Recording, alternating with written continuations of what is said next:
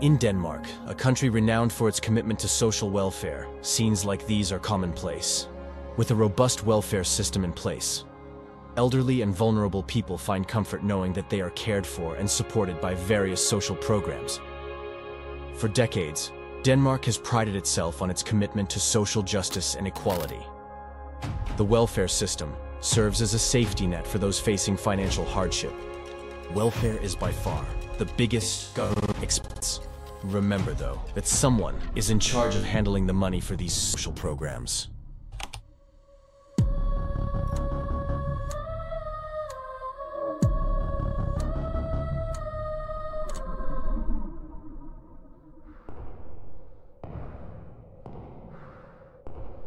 Hej Britta, har du sendt fakturaerne?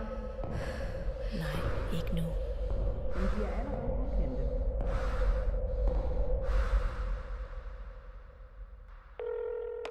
Hej, jeg har det rigtig skidt, og jeg bliver nødt til at sygemelde mig i en periode. It's 2017. Britta Nielsen has worked at the Ministry of Social Affairs for 4 decades now. And this year, exactly 40 years after she began employment as a social worker, she received the Queen's Medal of Merit in silver, following a recommendation from the Danish National Board of Social Services. It is also during this year that Britta Nielsen notifies her workplace that she will be absent on sick leave. Little does she know that her absence would not only lead to her own downfall, but would also land her children behind bars.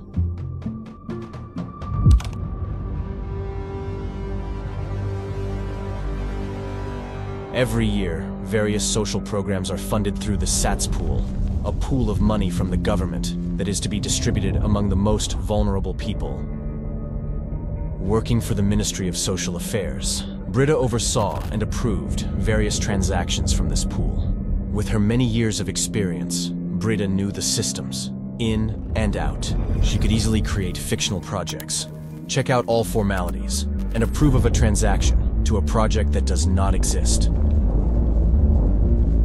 To finalize government transactions to non-existing projects for 25 years without getting caught requires an enormous network of carefully thought-out strategic entities to make it all seem legit.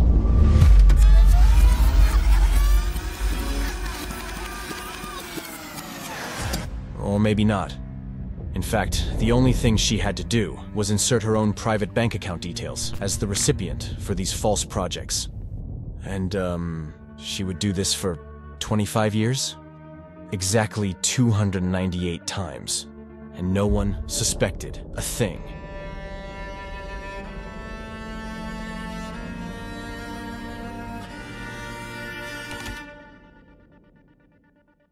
Statsadvokaten.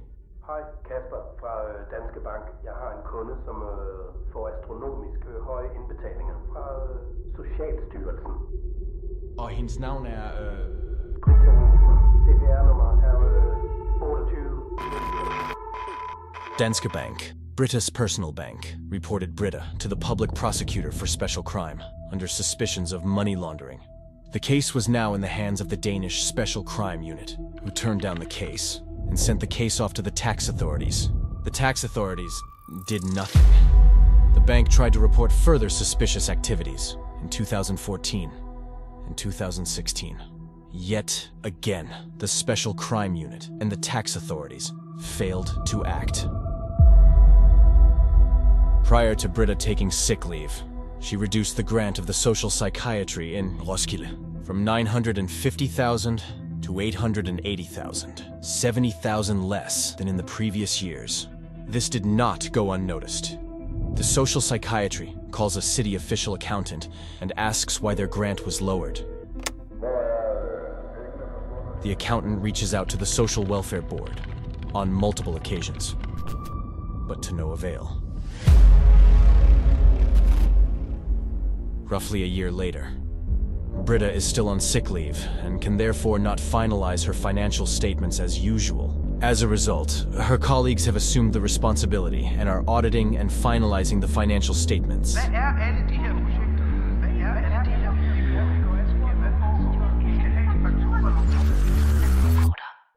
The day after Britta received this call, she flew to South Africa, now aware that her colleagues would uncover her fraud. The case had been forwarded to the Minister of Social Affairs, and Britta would be on the run in South Africa for 44 days, changing her appearance before being arrested by Interpol.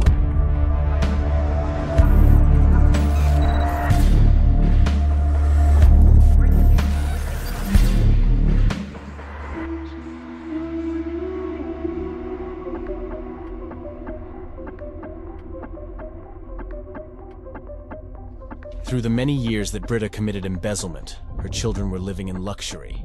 Not only did her daughters frequently get new designer clothes, all 3 children were gifted expensive luxury cars, all under the pretense that the money was from inheritance from their father, whom passed away in 2005. Samina, Britta's second daughter, received more than €5 million in gifts and cash. She never had a real job, but was using her mother's money to finance her profession as a horseback rider. Jimmy, Britta's son, not only received more than €1.3 million in cash and gifts, but was also charged with possession of child pornography. During the trials, Jimmy confessed that he had never had any other income other than the money he received from his mother. Last, there's Jamila, Britta's oldest daughter, whom received only €460,000 from her mother, merely 7% of what her siblings received. This is where we see how cutthroat the entire family was. During the trials, in an effort to clear Jamila's name, Jamila's lawyers sold her husband short, claiming that the €460,000 were not a part of Britta's embezzlement, but rather from Jamila's husband's criminal activities. Kian is best described as a man without moral constraints. In 2014, he orchestrated a brutal assault on 2 men in his backyard workshop. The 2 victims suffered head injuries from being hit with a metal rod before fleeing the workshop with blood streaming down their faces. Kian didn't partake in the assault himself, but had organized it and threatened a female witness with a firearm.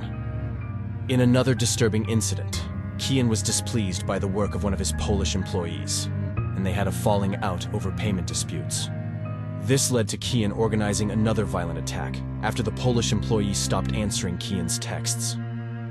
2 men shortly after stormed into the Polish man's home and abducted him in front of his wife and child, before transporting the man to Kian. He was badly beaten. The trials against Britta Nielsen lasted for 4 months before pleading guilty.